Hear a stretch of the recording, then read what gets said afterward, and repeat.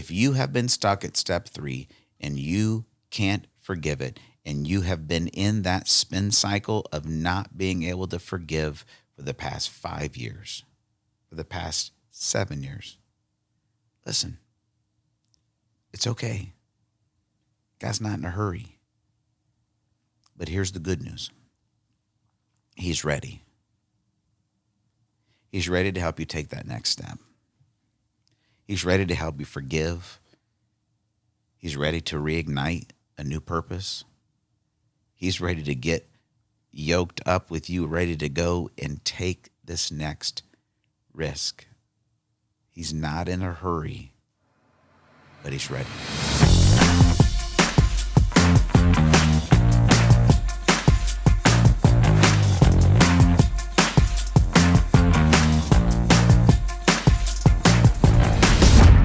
What is up, everybody? Welcome back to the podcast. Last week of the Resurrecting Purpose series. So stoked. 6 weeks. We've been on a roll here. I hope you're feeling the momentum. I know I've been feeling the momentum of putting these together. I love the feedback that I've been hearing from each and every one of you. Thank you for those that have reached out. And thank you to everybody that pre-ordered the book already. So stoked about this. We're about a month out.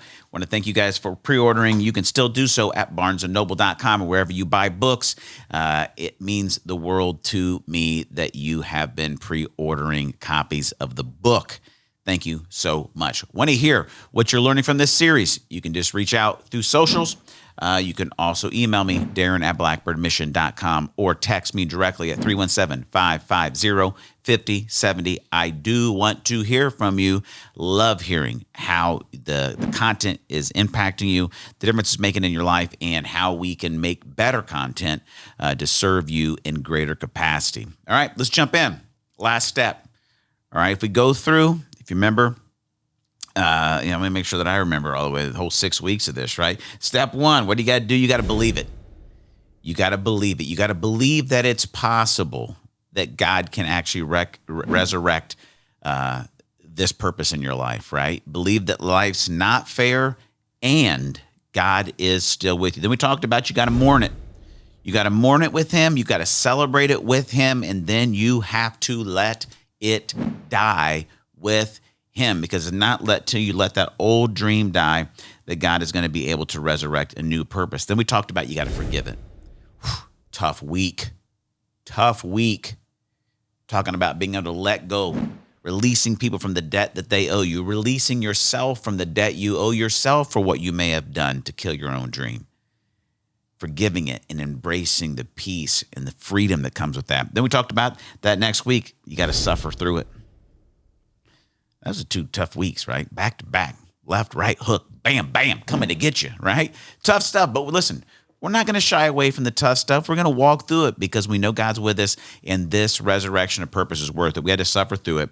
Then we talked last week about reigniting it, allowing the Holy Spirit to reignite this new purpose, and that brings us to week 6, the last step in this process of seeing God resurrect purpose in your life when it does not go as planned. Here's what it is. You got to risk it. When it comes down to it, you got to take the risk, and it's going to feel like that every time. For you, if the death of your dream was a marriage or relationship and you've been hurt in love, let me tell you this, when you step back out, ready to put your heart back out there again, you're going to have to risk it. If yours was a company, you had a startup company, whatever, and it failed for whatever reason, and God's starting to stir, and you've been listening to him, and things are coming around, you've ignited this new passion, this new heart to start a new company, you're getting ready to do it, guess what? You're going to have to risk it. It could have been friendships that betrayed you. Now you got some new friends, you're done being lonely, you're ready to step back out, you want to invite somebody over to hang out, whatever, you're going to have to risk it. It doesn't change. Because here's the deal. I remember years and years ago, Erwin McManus, my favorite author, and I used to say that the other day somebody helped me. I said, I'm basically just a ripoff of Erwin McManus. And my friend said, no, you're a protege. And I thought, well, now I will take that. That is better. But he signed a book for me, one of his books, when I saw him at a conference. And he wrote, faith is risk. And that's always stuck with me because it is. If you're going to walk in faith into this new purpose that God has for you, you're going to have to risk it. And guess what? There's no guarantee it's going to work out. I unpacked in my dream, in my book, right? And the book is like, I had this whole band thing. And then for 8 years, I planted a church. I knew God led me to do, and I took the risk. I had no freaking idea what I was doing to plant a church at 24 years old. Trust me. And I probably should not have been allowed to do it if we're being honest. Okay. Did that for 8 years. I knew God had called me to do it, and God did awesome things. Guess what? Then it died. Tough stuff. After that, I went to, God led me. I went to this big mega church here in town. It was an amazing 4 years. And I remember walking into the first day of my job there and being scared of two things. I felt like I was meeting these two greatest fears of my life. That A, I would get so comfortable working in this big mega church that I would never have the faith again to risk starting something new for God. Or two, that something would go wacky and they'd try to make me the senior pastor of that place. And guess what? Before I was done in 4 years, I had to face both those fears, as I really felt like God had called me to put my name in the hat for the potential of the senior pastor job. And then when I knew after I was obedient and took that risk, God confirmed in my heart, that's not what I'm doing. And I'd written this whole kind of manifesto of what I wanted to do and what I wanted to pursue with pub theology and with Blackbird Mission and with spiritual DNA and everything that has become Blackbird Mission over the past decade. And then I had to resign from my job that had a nice paycheck to go do nonprofit life. I had to risk it all over again. I tell the story in the book. That went great. Pub theology is great. Then all of a sudden I get an opportunity to host a radio show. I don't know anything about hosting a radio show. The closest thing I had was doing the morning announcements in high school, right? And here I am. Here's the keys to the studio. Just push that red button and you're live, potentially in front of 1.2 million people all through central Indiana. Whatever you say is going live through the air. I don't have a degree in whatever you get your degree on to be on the radio, but guess what? God opened the door. He reignited the vision, the mission, and the opportunity. So we took the risk. 3.5 years later, guess what? COVID hits. It's canceled. Another dead dream. We launched the Daron Earlewine Podcast. The book comes from this. We're approaching our 100th episode here in about a month or so for the podcast. All of it, risk, risk, risk, faith, faith, faith. You're going to have to risk it. I love this quote that it's often attributed to Mark Twain, but he probably didn't say it, but it's still a freaking awesome quote. It's in the book. It's this. And this, I want you to listen to this. This is true. 20 years from now, you will be more disappointed by the things that you didn't do than by the ones you did do. So throw off the bow lines, sail away from safe harbor, catch the trade winds in your sails, explore, dream, discover. That's it for you, friend. It's it for me. It's it for all of us. You got to risk it. Dream, explore, right? Discover. Because here's the good news. You're not on your own in this. If you feel confident that you've walked through this process and God has begun to ignite a new purpose and vision in your life, go risk it. What did Jesus say? I got all the authority, right, in the universe. So therefore, go. Join my macro purpose of my kingdom. And guess what? I'm going to be with you as you do it to the very end of the age. You're not by yourself. Take the risk. You'll be all right. You got to risk it. You got to risk it. Because guess what? This is pretty cool. Everything you need is already in you. If you're familiar with spiritual DNA, you know this passage of scripture. I talk about it often on the podcast. I talk about it as the core scripture that helped me create spiritual DNA. 2 Peter chapter 1, 3 and 4. Here it is. Listen. Everything we could ever need for life or godliness has already been deposited in us by his divine power. It's already in you, right? Everything you could ever need for life and godliness is already deposited in you by his divine power. If you're in a relationship with Jesus Christ, You have it. He's given you what you need. He's reignited this passion. Now it's time to risk it. It's time to go. For all this was lavished upon us through the rich experience of knowing him who has called us by his name, who has called us by name, personal, hello, right? And invited us to come to him through a glorious manifestation of his goodness. As a result of this, he has given you magnificent promises that are beyond all price, so that through the power of these tremendous promises, we can experience partnership with the divine nature by which you have escaped the corrupt desires that are of the world. I want to come back to that line where it says that he's invited us to come to him through a glorious manifestation of his goodness. And when you begin to risk, guys, when you begin to take these steps, I've been continually blown away by how God shows up and just keeps confirming that he is good. The last chapter of the book, and I don't want to spoil all the moments for you as you read it, but I'll just say, when I sat down to begin writing the first pages of this book, I'm sitting, I flew out to Arizona because I knew that I couldn't write this and focus here in town. I wanted to go back to my roots where I grew up, and so I flew out there and I got out, got my stuff out, had this little casita, I think is how you say it, a little cabin out up on this hillside, foothill out in the North Valley. And I was like, all right, God, here we go. Put my computer down, had this little JBL speaker, and I set it up. And I just discovered Corey Asbury's album, To Love a Fool, the Hilltop Live, Rooftop Live album. And I just pushed random. And the song that came on, the lyrics of it absolutely ruined me. And I won't go through it because I want you to read the book and have this moment. And I wish in the book, when you read it, I wish I could have printed all of the lyrics for the song, but I couldn't because I couldn't get copyright for it. So they're not in there. But read the book, figure out what song it is, and go listen to it, because it was this moment, guys. This song comes on, and it was everything that I needed to hear from God in this moment as I was about to take the next risk of my life. I don't know how to write a book. I'm not an author. I guess I am now, but you kidding me?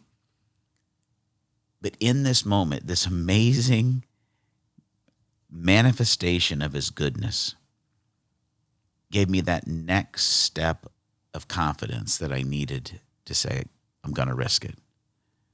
I'm going to do it. And as you continue to walk in faith and you step out, is it going to be perfect? Is it always going to be easy? Could this dream also die? Yeah, I just told you about all my dead dreams. Most likely in some way, shape, or form it will. It doesn't mean you shouldn't risk it. In the great words of an amazing, poet of our time, Bret Michaels, it's better to have lived and loved than never to have loved. And that's not it. It's better to have lost that love than never to have loved before. That's what it is. I believe it's from Every Rose Has Its Thorn. You're welcome. Anyway, it is worth it. It's worth it to risk it because God has put it in you, and you already have everything you need within you to step into it. That step from the book, page 160, submit your significance to God's sovereignty. Embrace grace and humility for your weaknesses. Leverage your strengths and calling, and risk it. Go, do, explore, dream, discover, because there are ideas currently on God's heart and on his mind that he is looking for someone with the faith, with the courage, with the humility, with the faithfulness to actually be able to be entrusted with this next purpose, this macro purpose of God. Oh, it's so good. It's so good. And here's what I want you to know as we wrap up. I don't know where you are in this phase, right? You might be back on step one, and you're listening to these out of order or whatever, and you're like, dude, or maybe you're listening to in order, and you're here, and you're like, Daron, I've enjoyed this series, the whole resurrection purpose, but bottom line, I'm just still stuck on step one. I want you to know, it's okay. It's okay. Because guess what? God's not in a hurry to bring this purpose to pass in your life. He's not in a hurry. It's okay. Look at all the stories in the Bible, right? Moses wasn't ready. How about 40 years? No big deal. People of Israel not ready. We'll take 4 decades, 40 years. He's not in a hurry. Right? Even Saul comes to faith and we forget about it. There was like a whole, I think it was like 13 years or something before like Saul was really Paul and like really doing all the awesome stuff. How about this one? Jesus himself, right? 30 years. 30 years before he steps into fulfilling the purpose with which he came on earth. God is not in a hurry. If you're stuck on step 2, it's okay. If you have been stuck at step 3 and you can't forgive it, and you have been in that spin cycle of not being able to forgive for the past 5 years, for the past 7 years, listen, it's okay. God's not in a hurry. But here's the good news. He's ready. He's ready to help you take that next step. He's ready to help you forgive. He's ready to reignite a new purpose. He's ready to get yoked up with you, ready to go and take this next risk. He's not in a hurry, but he's ready. Are you? I hope you are. I hope this series has helped you get ready for your next step, to embrace that compassionate curiosity that you're ready to go, ready to dive in, ready to discover what he wants to teach you, what he wants to do within you. It's good. Risk it,